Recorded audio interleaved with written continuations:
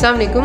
Today मैं बताऊंगी जी आपको कि जनरल फिजिकल एग्जामिनेशन कैसे करते होते हैं। ठीक है जी, ये भी आपसे एक्सपेक्ट किया जाता है थर्ड ईयर में कि आपको जनरल फिजिकल एग्जामिनेशन हिस्ट्री के साथ साथ ज़रूर है। ठीक है जी, यही 2-4 बातें होती हैं जो आपको आनी चाहिए। तो हिस्ट्री तो आपको बता दी, अभी फिजिकल एग्जामिनेशन। ठीक है, स्टार्ट कैसे करना है। पहला काम हमेशा कि आपने पेशेंट को राइट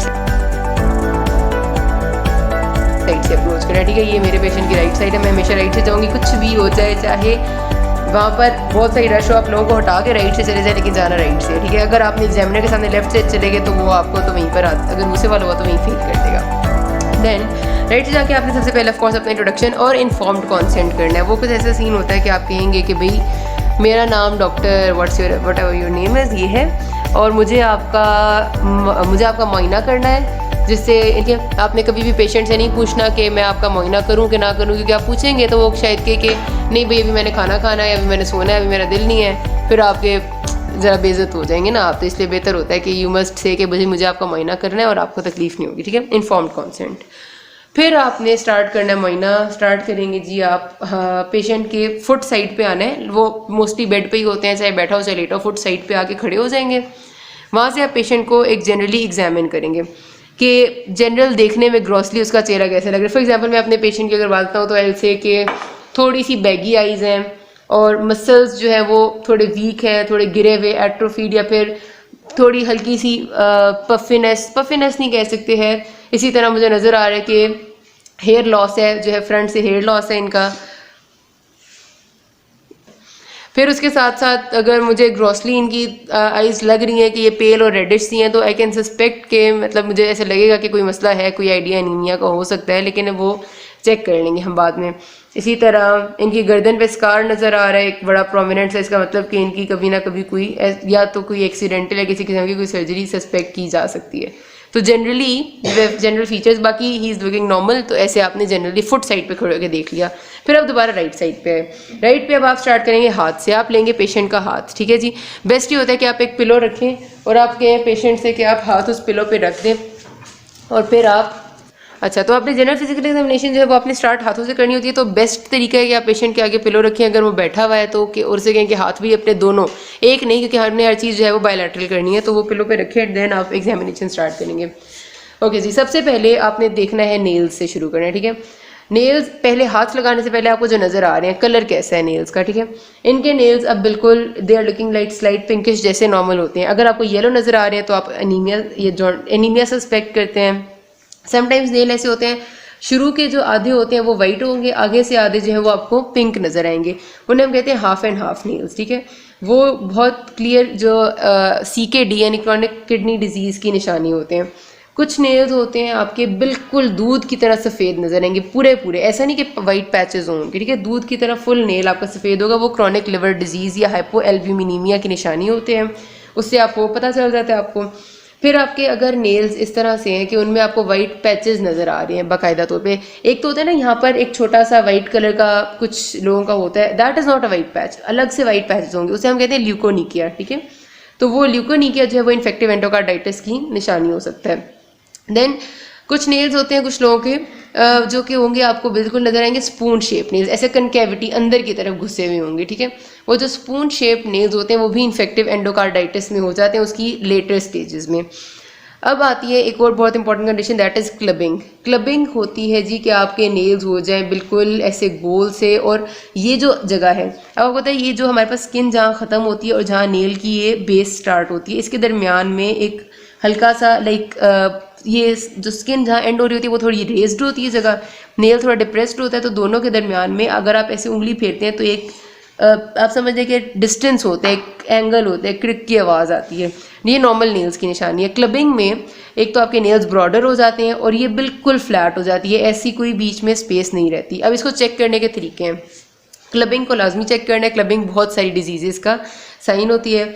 क्लबिंग में आपने सबसे पहले पेशेंट की ऐसे पकड़ना है हाथ या उंगली, उसे ऊपर उठाएंगे अपनी आई लेवल पे लाके, और उसे देखना है आई लेवल पे लाके कि भाई इधर ये इसके दरमियान में कोई गैप है लाइक स्किन के और नेल शुरू होने के या नहीं है। अगर है तो इसका मतलब इट इज़ नॉर्मल, अगर नहीं है तो क्लबिंग की निशानी है। फिर आपने अपनी उंगली लेके ऐसे ऊपर लाइक यूँ फेरनी है। ठीक है, इससे आपको आराम से तेज़ी से आप घुमाएंगे तो आपको पता चल जाएगा कि बीच में कोई ऐसा उभरा हुआ स्किन का स्किन वाली जगह है या नहीं, अगर होगी तो ऑफकोर्स नॉर्मल है।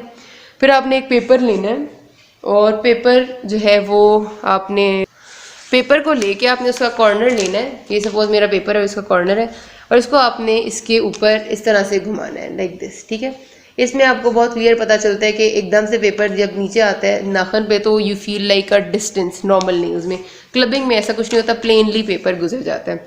आखिर में आपने पेशेंट से, आखिरी जो क्लबिंग का साइन है, आप पेशेंट से कहेंगे कि वो बनाए शैमरॉथ साइन। ऑफ कोर्स उसे नहीं पता होगा, आपने बना के दिखाना है।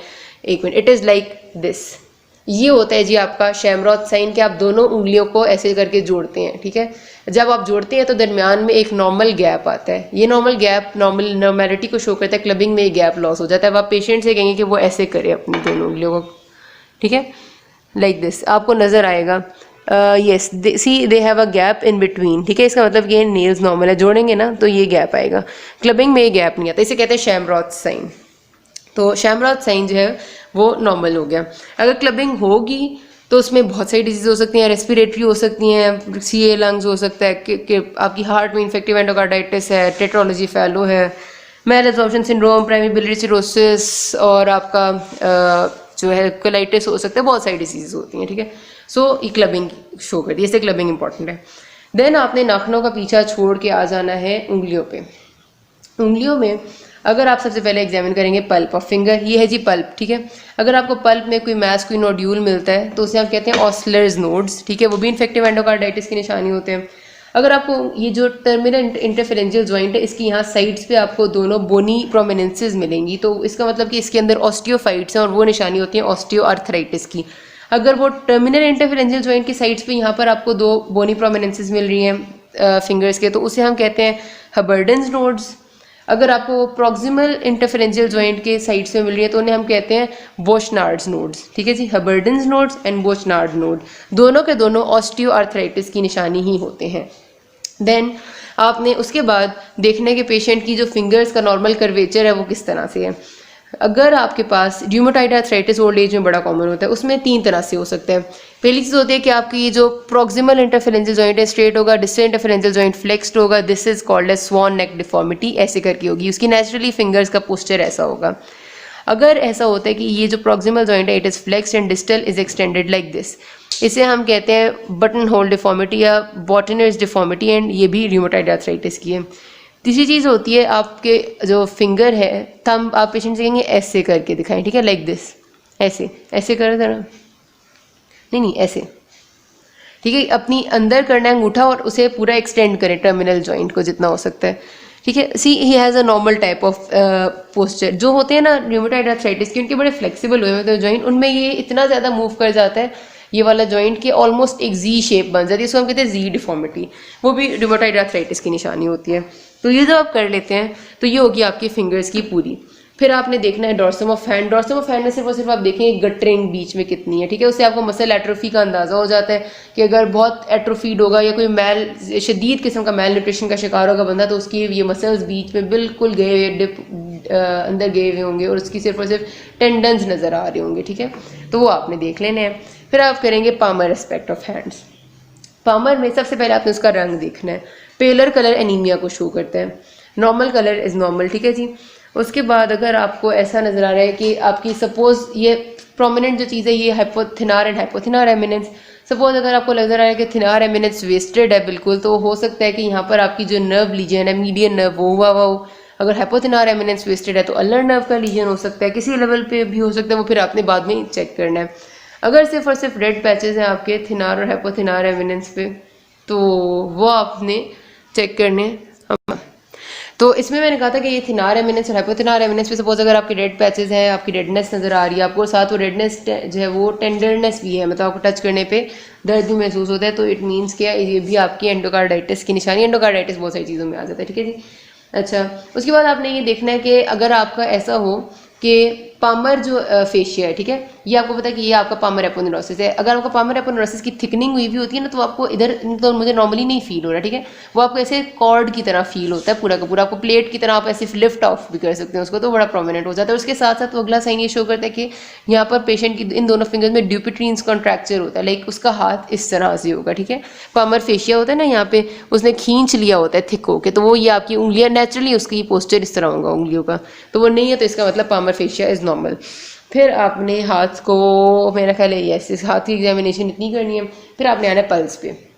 पल्स लेने के लिए लाजमी तौर पे कोशिश क्या करें कि जब आप जाएं तो आपकी अपनी लेफ्ट हैंड में एक अदद घड़ी पहनी हुई हो आपने, क्योंकि और तो कोई घड़ी प्रोवाइड करता नहीं है, और राइट हैंड से आपने पल्स एग्जामिनेशन करनी है।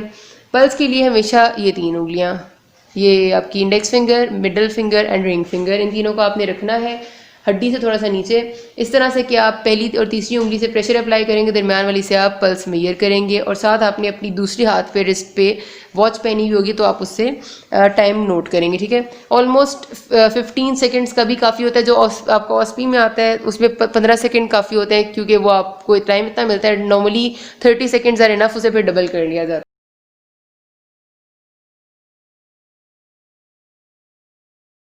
है। पल्स में हमने जब चेक करते हैं तो जो इस लेवल पे, ये 3rd ईयर या 4th ईयर, मतलब डॉक्टर बनने से पहले अगर आपको लेवल है, तो उसमें नॉर्मली यही देखा जाता है कि इसके एक तो हार्ट रेट कितना है, मतलब हार्ट बीट्स कितनी है, और दूसरा ये कि वो कॉर्ड लाइक है कि नहीं। ओल्ड एज में नॉर्मली आपकी इतनी ज़्यादा वो एथरोस्क्लेरोसिस वगैरह की वजह से जो है वो थिक हो चुकी होती है आर्टरीज़ के, आपको ऐसे पूरी कॉर्ड आप अपने हाथों के दरमियान में पैल्पेट कर सकते हैं। वैसे आम कंडीशंस में ऐसा नहीं होता, यंग एज में बिल्कुल नहीं होता। अगर आप कोई 60+ के पेशेंट को चेक करेंगे तो आपको यूँ आर्टरी रोल होती फील होगी। ये मेरे पेशेंट क्योंकि 50+ हैं, सो इसमें हमारे पास ऐसे हल्की सी रोल महसूस हो सकती है, ठीक है।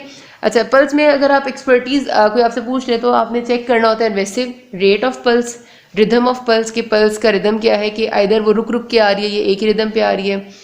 फिर आपने चेक करना होता है करेक्टर ऑफ पल्स, बहुत बाउंडिंग है, बहुत थ्रॉबिंग किस्म की है, या बहुत स्लो है, वीक है।